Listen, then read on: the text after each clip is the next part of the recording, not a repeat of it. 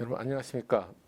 지금 이번 시간에는 라돈을 좀 더 이해해보고 어떻게 하면은 잘 측정할 수 있는지 또 일부 사례와 더불어서 강의하도록 하겠습니다. 이 처음부터 복잡한 표가 나오는데요. 이거는 이제 라돈의 방사능 붕괴 사슬을 표시합니다. 이 전에 말씀드렸지만은 지구상에는 이 우라늄 과 토륨이 아직도 존재하는데 그 이유는 이 반감기가 길어서 그렇다고 그랬습니다. 또 우라늄에는 우라늄 238하고 무게가 235인 두 가지가 있어요. 근데 우라늄 235는 반감기가 7.04억 년입니다. 그래서 이 지구에는 우라늄 235는 한 0.7%밖에 없고 우라늄의 대부분 99.3%는 우라늄 238입니다. 반감기가 기니까 아직도 많이 남아있죠. 그래서 이 우라늄에서 시작해서 이렇게 불안정하기 때문에 계속 붕괴를 하게 되는데 이 붕괴 과정 중에 다양한 방사성 동위원소가 나옵니다. 근데 우리는 다른 방사성 동위원소에는 관심이 없고 요 라돈에 관심이 있는데 여기 라돈. 그러니까 이 라돈은 우라늄 붕괴 과정 또는 토륨의 붕괴 과정 중에 나타나는 이 원소이고 다른 것들, 이 토륨, 프로텍티늄, 라듐, 폴로늄, 아스탄틴, 비스무스, 납 이런 것들은 다 고체인데 이 라돈만 기체예요. 기체상 물질입니다. 그래서 우리한테 항상 문제가 된다고 그랬고 그 다음에 우라늄 238에서 나오는 라돈은 반감기가 3.81입니다. 그 다음에 우라늄 235에서 나오는 라돈은 반감기가 4초밖에 안 돼요. 그 다음에 토륨 232에서 나오는 라돈은 55초밖에 안 됩니다. 이걸 다 라돈이고 라돈에 다 방사성 동위원소죠. 여기서 나오는 라돈은 질량수가 222고 이 우라늄 235에서 나오는 라돈은 질량수가 219고 토륨에서 나오는 방사성 가스 라돈은 질량수가 220입니다.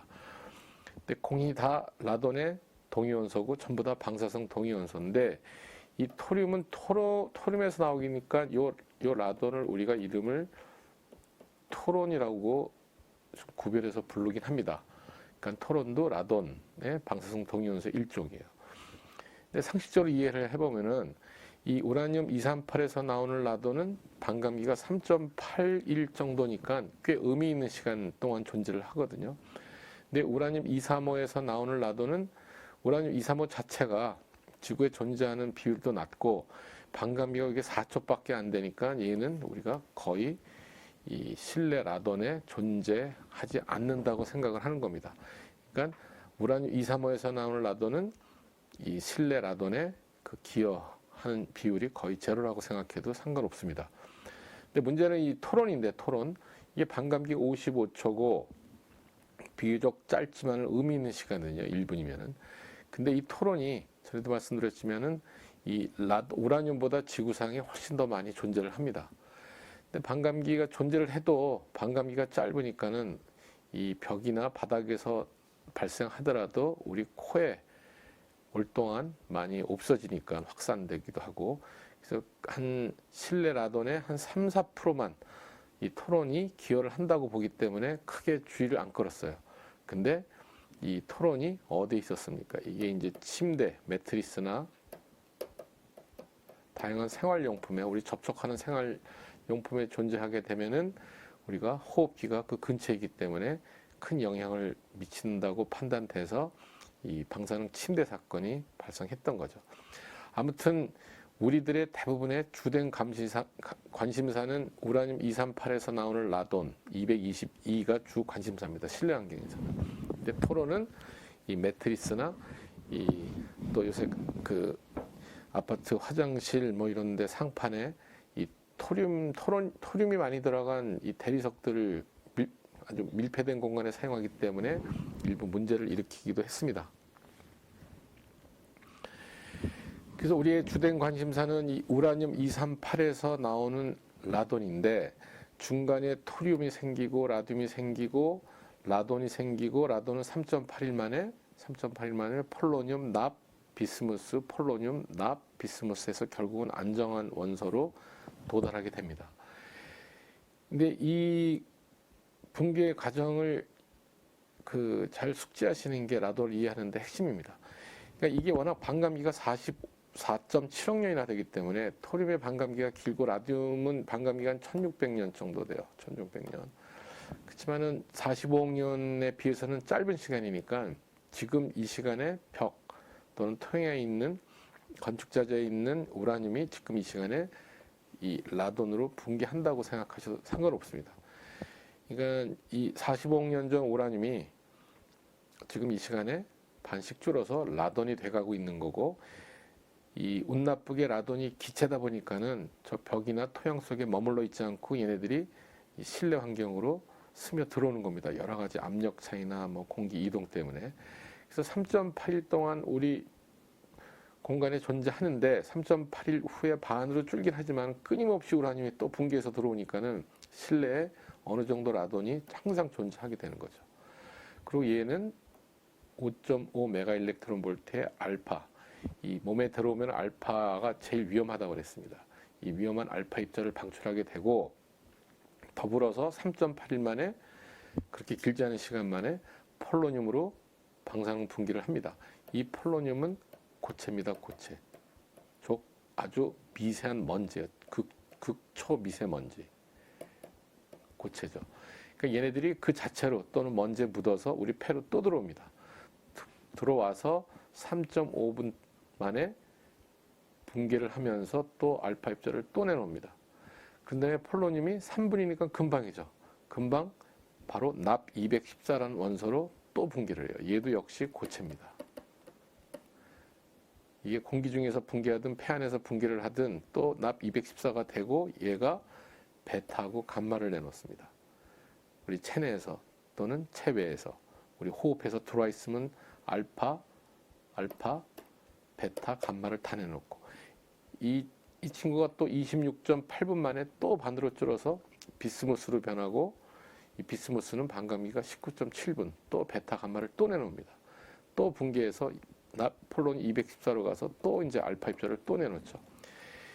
그러니까 이 우라늄 때문에 이 라돈이 나오게 되는데, 우라늄 때문에 라돈이 생기게 되고, 라돈 때문에 폴로늄, 납, 비스무스, 폴로늄 이런 방사능 동위원소가 계속 생기게 되고, 이 라돈 자체가 체내로 들어올 수도 있지만은 라돈이 붕괴해서 나온 폴로늄, 납, 비스무스라는 극초 미세 입자가 우리 체내에 들어박혀서 이 반감기가 짧다는 얘기는 3분, 27분, 20분 이렇게 짧다는 얘기는 방사능을 빨리 많이 낸다는 얘기거든요. 근데 어떤 방사능을 내요?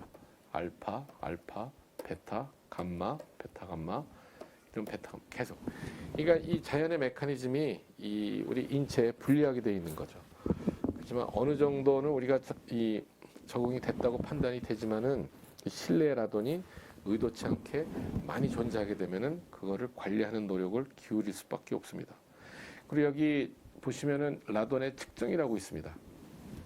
우리가 항상 어떤 물질을 파악하고 측정하기 위해서는 이런 라돈, 폴로늄, 납 이런 데서 나오는 방사선 알파, 베타, 감마죠. 알파, 베타, 감마가 물질하고 어떤 작용을 하는지를 이해를 하고 그걸 이용해서 우리가 측정을 하게 됩니다. 이 방사선의 대표적인 작용이 무슨 작용이냐면은 이 전리작용이 있어요. 물질을 이온화시킵니다. 이온화라는 얘기는 전자를 튀어내는 거예요. 그래서 튀어나온 전자를 우리가 반도체나 여러 가지 방법으로 측정을 해서 역으로 라돈을 측정할 수 있는 거고, 이 방사선은 형광작용이 있습니다. 이 형광은 평상시에는 빛을 안 내다가 외부의 에너지, 주로 여기서는 방사선이죠. 외부의 에너지를 받게 되면 빛을 내놓습니다. 영어로는 플로레스스라고 그러는데, 그런 형광작용으로 우리가 또 계측을 할 수가 있어요. 빛이 나게 되면은 아인슈타인이 노벨상 받은 그 광전 효과, 이 광전 효과 가지고 빛이 전자를 튀어낸다는 광전 효과 가지고서 이 전자를 계측해서 이 라돈을 측정할 수가 있습니다. 그 다음에 방사선은 어떤 물질에 맞게 되면, 어떤 물질이 방사선을 맞게 되면 손상이 일어납니다. 흔적이 남아요. 그 남은 흔적을 현미경으로 관찰해서 또 계측을 할 수가 있고, 이 방사선은 이 사진 건판을 감광을 시킬 수가 있습니다. 그 감광되는 정도를 보고서 우리가 이 방사선의 양, 종류를 측정할 수가 있습니다. 그 다음에 요거는 이제 이 토론, 아까 토륨에서 방출되는 게 토론인데 요것도 라돈의 동위원소인데 토륨에서 나오니까 토론으로 이름을 그렇게 붙인 겁니다. 이 토론을 왜 표시를 했냐면은 이 토론이 생활방사능 또는 침대 라돈에서 큰 이슈가 됐기 때문에 이 토륨에서 나오는 토론도 우리가 약간 이해할 필요가 있습니다. 이 토론이 라돈 220이라고 그랬고 반감기가 55.6초라고 그랬어요. 그죠? 이 55.6초 만에 알파 입자를 내놓고 폴로늄 216으로 변하는데 이 중요한 거는 폴로늄 216의 반감기가 0.15초입니다. 0.15초. 엄청나게 짧은 시간이죠. 거의 동시. 그러니까 여기서 알파가 나오자마자 폴로늄에서 알파가 또 나와요. 나오자마자. 그래서 납 212로 가는데 그러니까 쉽게 얘기하면은 라돈 220에서는 알파 입자가 한 번에 2개가 나온다고 생각해도 됩니다. 그러면 원래 라돈, 우라늄에서 나왔던 라돈 222하고 얘하고 어떤 게 더 위험하겠어요? 몸 안에 들어오면은 토론이 이게 더 위험합니다. 더.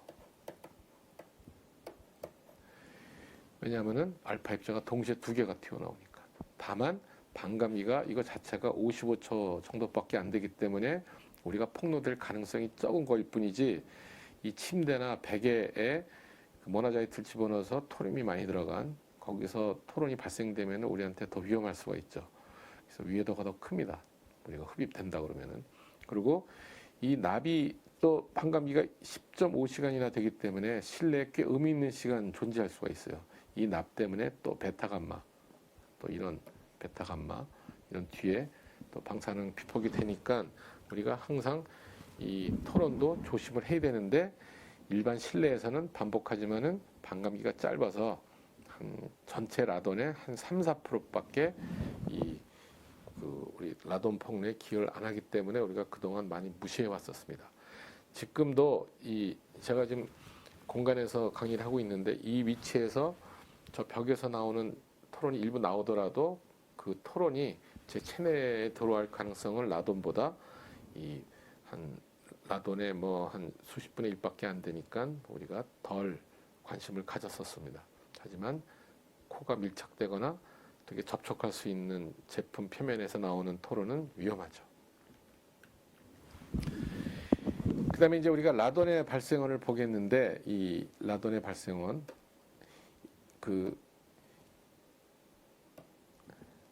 라돈의 유입 경로가 어디냐면은 당연히 대부분 토양입니다. 토양 가스의 유입 85에서 97%예요.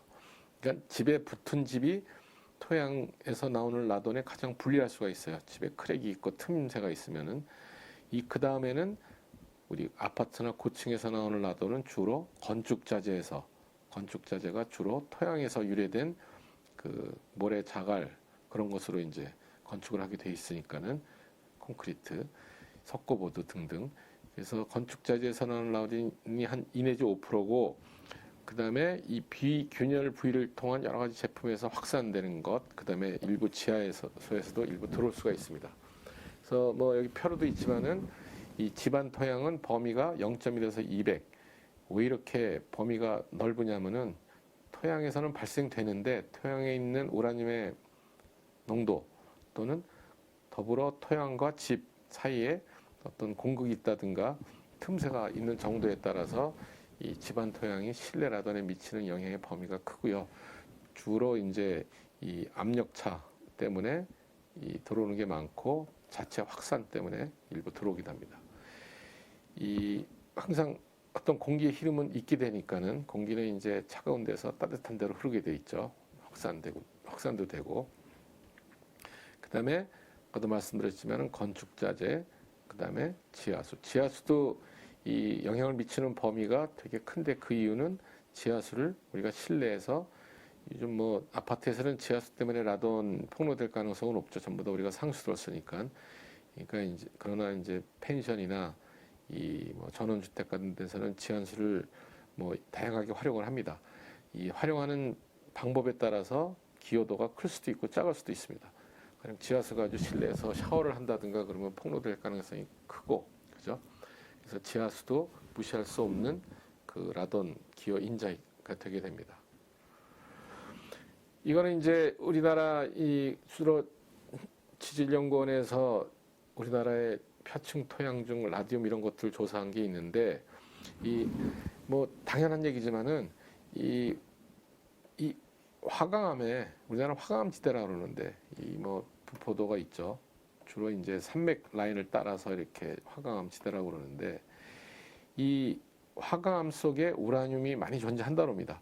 그다음에 라듐 226은 우라늄 때문에 생기게 되고, 그러니까 라듐이 많은 쪽은 우라늄이 많은 거고, 우라늄이나 라듐이 많으면 라돈 발생할 가능성이 크죠.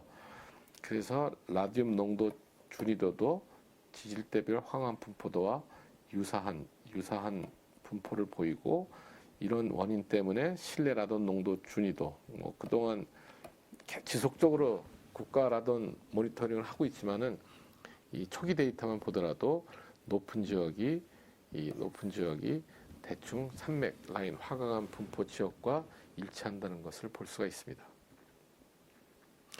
그다음에 아까 이제 건축 자재가 이 실내 라돈 농도 증가에 한 원인이 된다고 그랬는데, 이 다양한 건축 자재를 이 정부 기관에서 조사를 해봤더니 이 석고보드가 안에 라듐이 꽤 들어 있었고 위험 지수가 높은 쪽에 속합니다. 이 석고보드는 이제 인산염 석고보드를 말합니다. 이 인산염은 그 우리 비료를 만들 때 쓰는데, 비료를 만들고 난 부산물로 석고보드를 많이 만들었거든요. 근데 인산염 안에 우라늄이 많이 돌아다닌다고 합니다. 그래서 인산염을 가지고 만든 석고보드는 라듐이 높을 수밖에 없고, 그런 석고보드를 실내에 쓰게 되면은 라돈 위험 지수가 올라갑니다. 이게 2014년 그 저희랑 그 추정 60분에서 이런 내용을 방영한 적이 있고, 그 이후 우리나라 석고보드는 이 인산염에서 이제 라돈 이슈 때문에 탈황 석고보드를 많이 쓰고 있습니다. 그래서 신축 아파트에 들어가는 석고보드는 라돈으로부터 많이 안전해졌다고 생각할 수도 있습니다. 그렇지만 그 이전에 지어진 건물들에는 당연히 잘 몰랐으니까 아직도 석고보드가 원인이 돼서 라돈 방출이 커질 수가 있죠.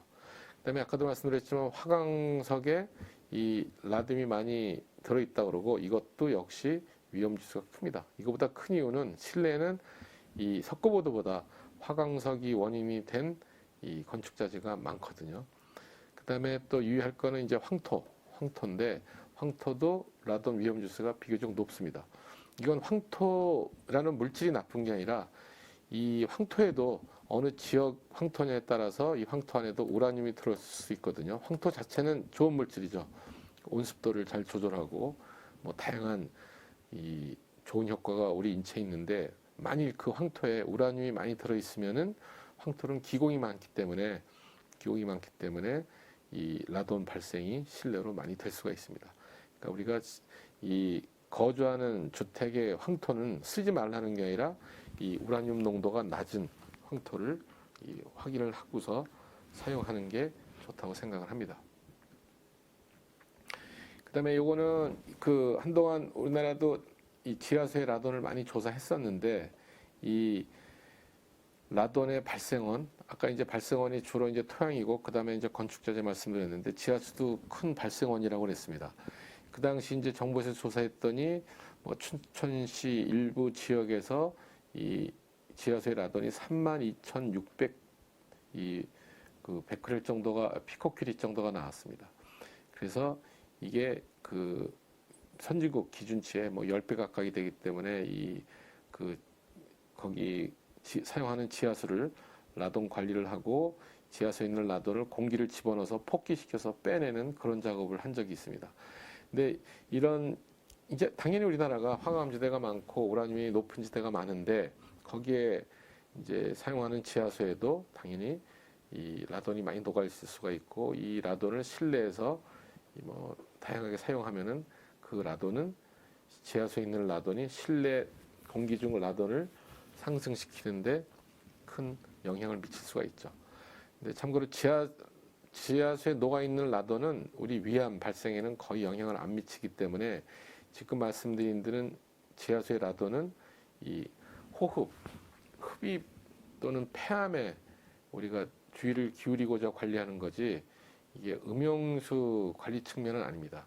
다만 음용수 관리 측면에서는 우라늄 같은 그 원소, 중금속, 라듐 이런 것들 중금속 차원에서 우리가 이제 관리를 하고 있습니다.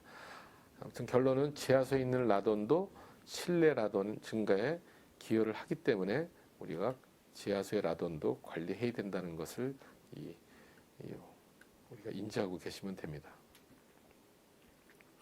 그다음에 라돈의 측정 이슈인데요. 이 측정은 이 전문가의 영역입니다. 이 일반인들이 하기가 쉽지가 않았는데 이 대표적인 측정 방법이 그 비용이 저렴한 비용이 보통 한 뭐 2 내지 한 3만 원 정도 선진국에서 그 정도 하는데 알파 비적 검출기 또 활성탄 캐니스터 충전막 전리함 이런 식이 있습니다. 그래서 공이 다 장단점이 있는데 이건 아까 말씀드린 여기 좀 화면에 잘 안 보이지만은 어떤 플라스틱이 있어요. 거기에 이 한 90일 한 3달이죠. 3달 가까이 플라스틱을 이런 통 속에 집어넣어서 라돈이 들락날락하게 되면 여기에 이런 흔적이 남습니다. 점 같은. 사람들은 잘 안 보이지만 한 200~300배 현미경으로 확대하면은 보이거든요. 그래서 이걸 가지고 측정하는 방법이 있는데 90일이나 걸리니까 이제 너무 오랜 시간 걸리고 그다음에 이 라돈 농도가 낮게 되면은 편차가 크다는 단점이 있습니다. 이거는 워낙 직접 바로 라돈을 보기 위한 장비들이 워낙 뭐 몇백, 몇천만 원 하니까는 이 1차로 라돈이 존재하는가 안 하는가를 확인하는 차원에서는 많이 쓰였었죠. 그 다음에는 이제 활성탄 캐니스터입니다. 이 깡통이에요, 깡통. 이 안에 활성탄이 들어 있습니다. 이 활성탄은 라돈을 잘 흡착합니다. 그래서 이 활성탄을 한 일주일 정도 놔두게 되면은 이 활성탄에 라돈이 흡착돼서 아까 말씀드렸지만 라돈 때문에 뭐 폴로늄, 납, 비스무스 같은 이 원소들이 생기게 되고 얘네들은 감마선을 내놓습니다. 감마선. 그래서 이 활성탄에 묻은 라돈이 만들어낸 라돈 자선 핵정에서 나오는 감마선을 나중에 감마선 측정기로 보고서 역으로 라돈 농도를 추적하는 방법입니다. 이건 한 일주일 정도 걸려서 미국에서는 자주 써요. 미국은 주택 거래를 할 때 라돈 농도를 봐야 되기 때문에 이 90일 쓰는 방법은 너무 오래 걸리죠. 그래서 활성탄을 놓고서 라돈 농도를 역으로 파악을 하는데 근데 이 활성탄이 온습도에 되게 민감합니다. 그래서 오차가 일부 일어날 수도 있죠. 그 다음에는 이제 충전막 전리함인데 이런 조그만 통 안에 둥그런 충전막이 있습니다. 충전막은 미리 전기를 충전시켜 놓은 거예요. 근데 이제 라돈에서 나오는 뭐 방사선이 이 충전막을 떼게 되면 방전하게 됩니다. 충전막이 방전. 그래서 방전하는 정도를 나중에 보고서 이 라돈의 농도를 파악하는 겁니다. 이것도 이 일주일 이내로 확인은 가능합니다. 근데 충방전이 우리 손만 닿아도 또는 실내 다른 원인으로도 방전이 일어나기 때문에 오차가 큰 단점이 있습니다. 공이 이런 수동 적분형이라고 그랬는데 이건 수동은 전력을 안 쓰니까 가만 놔두니까 수동이고 적분형은 계속 라돈을 이렇게 계속 누적해서 피폭된 것, 누적해서 흡착된 것, 누적해서 방전시킨 것을 보기 때문에 적분형이란 말을 쓰고 이거는 한 4~5년 전까지 그렇게 구시대는 아니지만은 많이 썼던 방법이고 왜냐하면 저렴하니까 2 내지 3만 원 저렴하죠. 일반인들이 뭐 미국에서는 슈퍼마켓에서도 이런 키트를 사서 이런 라돈을 샘플링해서 전문 기관에 보내서 파악하는 그런 일들도 있죠. 지금도 하지만 구시대적이고 지금 같은 IoT 시대에는 맞지 않죠. 오랜 시간이 걸리고. 그 다음에 이제 연속 라돈 측정기, 한 4~5년 전까지만 해도 연속 라돈 측정은 당연히 높은 비용이 들 수밖에 없습니다. 첫 번째가 아까 라돈의 그 물질과의 상호 반응 효과 중에 이온화 효과라고 있습니다. 그래서 이온화 시킨 정도를 보고서 측정하는 방법이 있고, 아까 이 방사능이 형광 빛을 낸다고 그랬어요. 이 신플레이션 셀을 이용해서 또 뭐 전문적으로 루카스 셀이라고 그러는데 이 라돈을 측정하는 방법이 있고, 그다음에 반도체, 우리가 이온화하고 반도체에서 일렉트론 홀 페어를 이 전자하고 홀을 만드는 것은 이온화 과정하고 동일하게 우리가 개념을 잡을 수가 있습니다. 그래서 일렉트론 홀 페어를 실리콘 반도체 디텍터 가지고 보는 방법이 있는데, 공히 가격이 다 수백만에서 많게는 뭐 한 4, 5천만 원까지 갑니다. 이 과거 4, 5년 전까지는 우리가 전문가들이 거의 실시간으로 라돈을 보기 위해서는 이런 장비를 많이 썼어요. 그다음 간단하게 국내 라돈 관리 현황을 한번 살펴보도록 하겠습니다. 이 미국에서는 제가 계속 얘기하지만 부동산 거래 시의 핵심 항목입니다. 이 미국에는 이 집을 사고 팔 때 뭐 우리나라는 주로 그냥 그 부동산 중개소에 가서 이 거래를 하고 그냥 뭐 위치가 어디고 뭐 학군이 어디고 그걸 보고서 우리가 집을 구매를 하는데, 미국은 부동산을 거래할 때는 홈 인스펙터를 꼭 고용을 합니다. 고용을 해서 수백 불을 주고 내가 새로 산 집에 전기, 수도 뭐 이런 것들이 다 괜찮은지를 파악을 해요. 파악을 하는데 이때 꼭 라돈 농도를 함께 파악을 합니다. 이 가만히 생각해 보시면은 실내에 존재하는 오염물 중에 그 집에서 유래되는 건 라돈밖에 없습니다. 라돈. 먼지도 다 밖에서 들어오고 사람 옷에 묻어 들어오고 이 포르말데히드 뭐 이런 것 VOC 이런 것들도 주로 본드나 가구에서 나오고, 바이오 에로졸 같은 것들도 주로 생명체에서 유래되는 오염물들입니다. 또 이산화탄소도 사람한테 유래되고, 그다음에 속스, 녹스도 역시 대기 중에서 들어오고 오존도 그렇고. 근데 집에서 발생되는 오염물은 라돈밖에 없기 때문에 부동산을 거래할 때 라돈을 심각하게 보는 것은 어떻게 보면 상식적이고 합리적이라고 생각할 수 있습니다.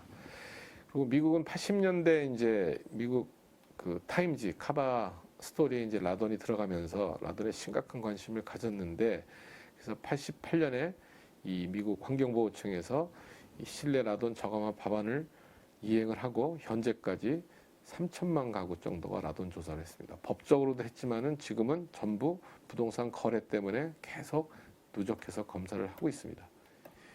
그다음에 200만 가구, 한 10% 가까이가 저감화 조치를 취했고요. 그래서 그러다 보니까는 미국의 라돈 지도는 이렇게 얼핏 보면은 되게 촘촘하게 되어 있습니다. 이건 정부가 했다기보다도 정부가 기본 조사를 했고 이거를 계속 누적해서 하다 보니까 이렇게 됐죠. 그래서 미국은 보시면 알지만은 이 동부, 중부, 그다음에 이 서북부 지역이 높고 캘리포니아 일부 지역, 그다음에 플로리다 일부 지역이 약간 유의한 수준입니다.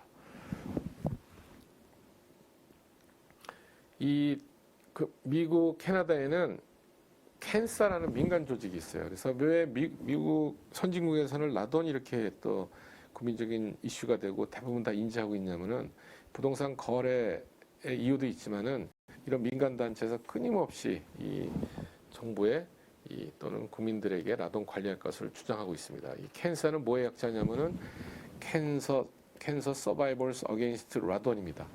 라돈으로부터 살아남은 사람들의 모임인데, 본인이 폐암에 걸렸는데 이 가족력도 없고 흡연 경험도 없어요. 근데 폐암이거든요. 근데 집에 라돈 조사를 해봤더니 라돈이 꽤 높았습니다. 그래서 이분들은 내 폐암이 집에 라돈 때문에 걸렸다고 믿는 사람들의 모임이에요. 그래서 이런 분들이 민간 활동을 국민들 그 인지 향상을 위해서 또는 라돈 방지를 위해서, 그래서 저희도 외국의 학회나 이런 데 가보면 캔사라는 조직이 항상 와서 동참하고 또 새로운 그 홍보자를 만들어서 가져오시곤 합니다. 이분이 이제 부회장이신데 이제 이 당시 KBS랑 촬영을 했을 때 인터뷰한 사진인데 그 이후 안타깝게 이제 돌아가셨습니다. 그리고 이거는 이제 역시 이제 방송사가 미국에 가서 부동산 업자들하고 대화한 내용이에요. 그래서 부동산 거래 시 핵심 항목이라는 것을 나타내주는 내용입니다. 이 바바라 월터라는 부동산 중개인한테 주택 구매자가 라돈 검사 결과를 알고 싶어 하세요? 했더니 물론이죠. 라돈 가스 농도를 허용 가능한 수준까지 맞출 것인지 구매자에게 통보해야 되고, 그렇지 않으면 구매자는 계약을 철회할 수 있다고 계약서에 명시되어 있다고 합니다.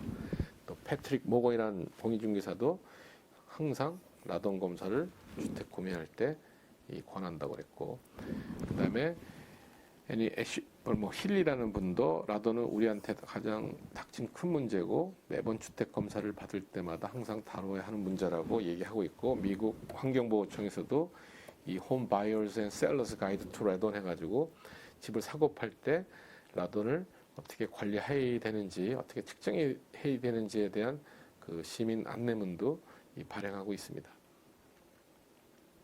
그리고 영국도 역시 이제 과거 자료지만은 총 40만 가구, 우리가 지금 한 몇만 가구 우리나라는 정부에서 조사한 것으로 알고 있는데, 이 한 40만 가구 조사했더니 그 기준 초과 가옥수가 한 10%, 한 4만 가구 가까이가 기준 초과됐고, 그 초과되는 지역 분포가 이렇게 돼 있고, 이런 지역에서 추가 라돈 검사를 할 거나 라돈 저감할 때는 정부에서 보조금이 나온다고 들었습니다. 이 유럽 전체가 이 유럽 연합이 그 라돈 때문에 이제 공동 연구를 많이 했거든요. 그래서 유럽 나름의 각 나라별로 이런 라돈 지도를 만들고 있는 상태입니다. 국제기구의 최근 법령 개정 현황을 보면은 이 세계 방사선 방어위원회 ICRP에서는 주택이나 작업장 뭐 이런 식으로 관리하고 있고, WHO가 가장 강하게 주장하고 있죠. 앞에서 말씀드렸지만은 100 베크렐 퍼 입방메타, 안 돼도 300은 지키라고 이제 가이드하고 있고, 또 유럽 전체 IA, 노르딕 칸트리 이렇게 돼 있습니다. 근데 공이 약간씩 강화되는 추세라는 걸 볼 수가 있고, 이 기준치가 300, 300으로 약간 높아 보이는 이유는 이 유럽 자체가 꽤 높기 때문에 기준치를 약간 올려놓은 경향도 있습니다. 근데 모든 환경 오염물이라는 게 기준치를 1차 기준치를 만들었다가 그 기준치가 달성되면은 더 강화시키거든요. 그래서 앞으로도 계속 강화되는 추세일 거라고 생각을 합니다. 그리고 체코가 전 세계에서 라돈 농도, 여기가 우라늄 광산이 많거든요. 그래서 체코가 전 세계에서 라돈 농도가 가장 높고 가장 크게 관심을 갖고 관리하고 있습니다.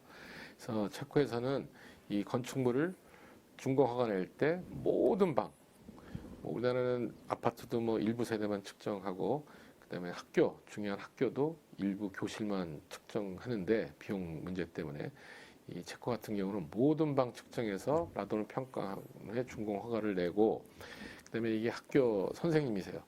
이 초등학교, 뭐 유치원. 그래서 라돈 측정과 저감 장치 설치를 비용을 누가 냅니까? 여기는 이제 지역 행정관청에서 비용을 지불한다는 것을 이제 표시하고 있습니다. 그다음에 이 우리나라도 그 학교 라돈, 이제 라돈 종합 관리 계획을 2007년부터 환경부에서 관심을 갖고 2006년에 이제 크게 방영된 이후에, 그때 이제 저희가 방송사 MBC랑 뉴스데스크랑 방영을 하고, 이제 환경부에서도 2007년부터 관리에 들어가서 이 라돈 관리 종합 계획을 세웁니다.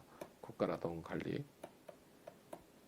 이때 이 주된 내용을 제가 작성을 했는데, 예산 문제로 가다 말다 했죠. 그 당시 그 계획 하에서 이 전국 실내 라돈 실태 조사를 학교부터 먼저 했어요. 그래서 우리가 행정구역은 이제 제가 지원은 낮지만은 아무튼 평균, 전국 평균 있고 초과된 곳이 13.5%였습니다. 그러니까 꽤 큰 숫자가 라돈이 초과해서 우리가 그런 학교들을 정밀하게 라돈을 진단하고 또 저감 시범 사업을 한 적이 있습니다. 학교 라돈은 아직도 큰 중요한 문제인데, 이제 예산 문제 때문에 그런지 아직도 덜 관리되는 측면이 있습니다. 그 계획 하에서 그 전에 이제 주로 원자력 안전기술원에서 일부 이제 라돈 조사를 했는데 아파트가 한 4% 내에 초과된 거로 나왔었고요. 환경부가 그 라돈 종합관리계획 세운 다음에 계속 조사를 하고 있거든요. 그래서 환경부가 2011, 12년 조사를 했더니 7,885호, 한 22.2%가 초과, 꽤 많이 초과됐죠. 초과란 얘기는 여기들이 전부 다 148 베크렐 퍼 입방메타를 넘었다는 겁니다.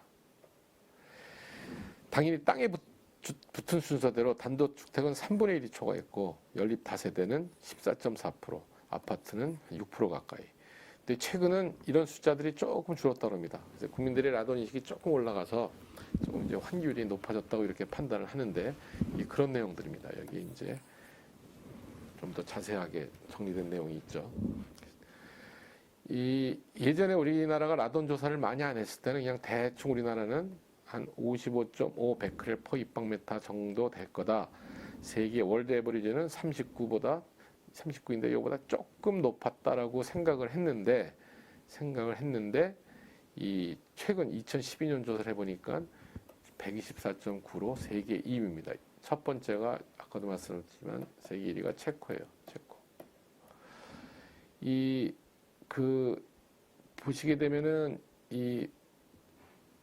여기 쭉 나라들이 있는데 일본이 비교적 낮아요. 일본은 화산 지형이고 저희가 화산 지형 라돈도 조사한 적이 있지만 화산 지형은 이 라돈 발생량이 적습니다. 그래서 일본은 우리보다 비교적 적다고 알려져 있고 미국이 한 이 정도입니다. 미국이 우리보다도 낮은 쪽에 있는데 그렇게 심하게 관리를 하는데 우리는 지금 세계 2위. 자, 이제 항상 농담으로 우리가 조금 더 열심히 찾아내면은 세계 1등 할 수도 있다. 나쁜 쪽에서 1등 하면 안 되죠. 그래서 국가 라돈 관리의 정책적 최고 목표는 세계 평균 이하로 하는 겁니다. 우리나라 라돈 농도를. 아직 갈 길은 멀죠. 그래서 결론적으로 한국은 뭐 더 이상 얘기할 것도 없습니다. 한국은 라돈 위험 적색 국가입니다. 그래서 우리가 이걸 받아들이고 우리가 이제는 일부는 선진국화 됐다고 주장을 하는데 이 환경보건 선진국으로 가기 위해서는 우리 모두 스스로 이 라돈 위험성을 인지하고 우리나라가 높다는 것도 확실히 인정하고 스스로 또는 공동으로 관리할 것을 주장을 합니다. 이런 이유로 이제 라돈 관련 이 법규가 이 다양한 부처에서 만들어지고 시행되고 있습니다. 먼저 환경부에서는 전에는 다중 이용 시설만 관리했거든요. 다중 이용 시설은 뭐 가서 대충 측정하고 문 열고 뭐 오픈된 공사니까 라돈이 높은 지역이 나올 수가 없어요. 근데 라돈의 측정의 규율은 가능하면은 작은 공간 찾아내는 거니까 우리가 라돈은 측정이 아니라 저는 진단이라고 생각을 하는데 이 아픈 데를 진단하는 거거든요. 가능하면은 밀폐를 시켜놓고 작은 공간을 측정을 하는 겁니다. 그래서 환경부는 아무튼 신축 공동주택 라돈 측정에 대한 이 규정이 만들어져서 이 100세대인데 한 3군데 측정을 합니다. 이것도 좀 적은 생각이 들지만은 초과 100세대마다 한낱 정도. 이것도 조금 아마 숫자가 좀 늘어났을 거예요.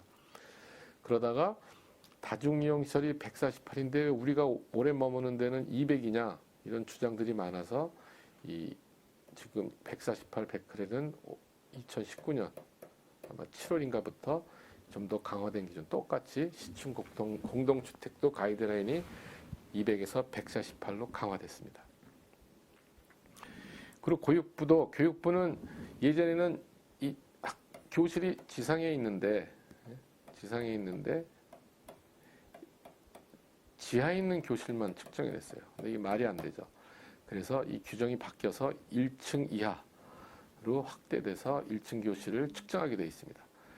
그래서 이것도 뭐 단기는 뭐 저쪽으로 장기 600 했다가 이것도 강화돼서 이제 148이란 어떤 기준 4피코큐리 퍼 리터로 기준을 강화를 했지만 이 역시 일부 교실만 측정하기 때문에 저희가 어떤 학교를 가서 측정했더니 교육부의 측정 의무대로 한 데는 라돈이 없는데 이 건물이 한 2개가 있는데 딴 오래된 건물 했더니 라돈이 기준치의 한 5배에서 10배가 측정이 됐어요. 그래서 항상 얘기지만은 라돈은 방마다 농도가 틀립니다. 그래서 향후에는 모든 공간을 측정하는 것이 필요하다고 생각을 합니다. 그다음에 고용노동부는 이 산재 판정을 받았어요.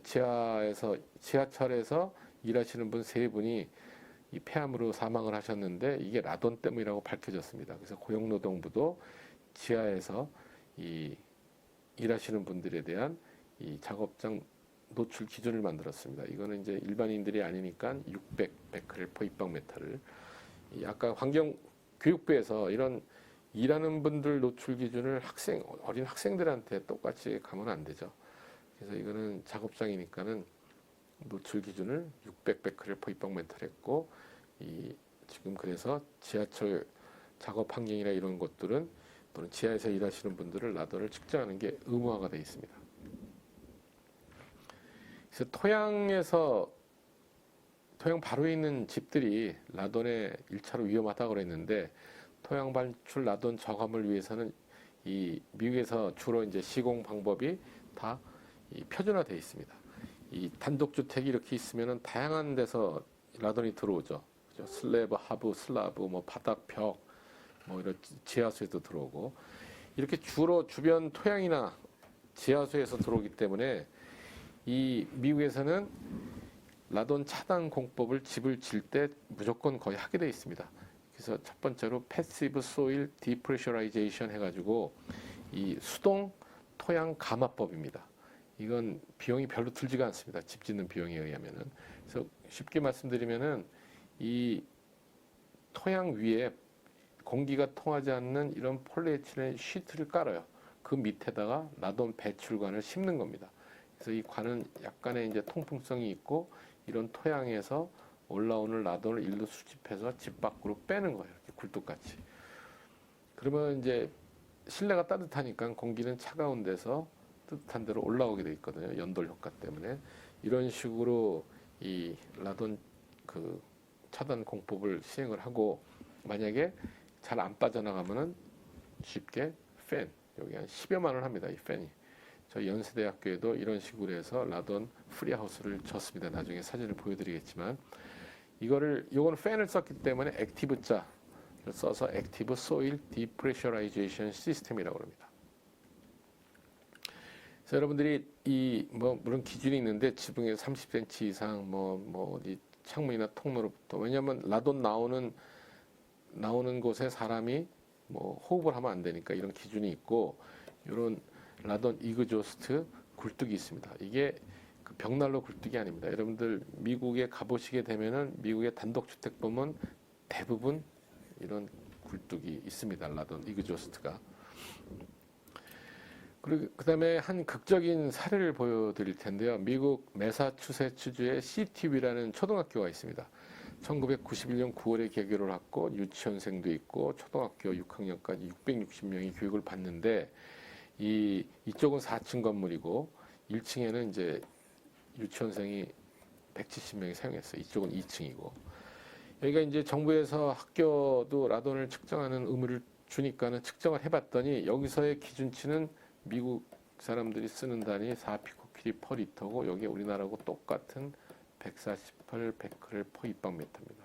여러 번 강조하지만 아무튼 여기서 나온 숫자는 기준치 4일 때예요. 제가 방마다 측정해야 된다는 이유가 여긴 13, 다 초과죠. 70, 21, 여긴 185, 189, 254, 250, 40이죠.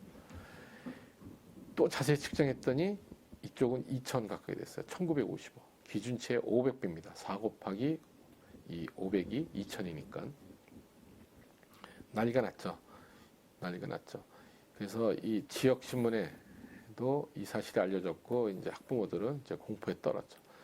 근데 이 문제 이슈는 아무도 잘못한 적이 없어요. 라돈. 그래서 저희가 라돈이 높아서 누구를 잘못함을 질책하려는 게 아니고 찾아서 앞으로 안전하게 관리하자는 거거든요. 그래서 이걸 자세히 조사를 해봤어요. 라돈 유입 지점을 파악하고 그다음에 이 건물이 정부의 그전에 건물 관리 규약은 잘 지켰는데 라돈을 몰랐던 거죠. 그전에는 무심했었으니까. 이쪽에 이제 우라늄 같은 원소들이 많은 광석이었던 거예요. 그런데 그 중간을 크러시드 스톤이니까 이 중간에 공극이 되게 많습니다.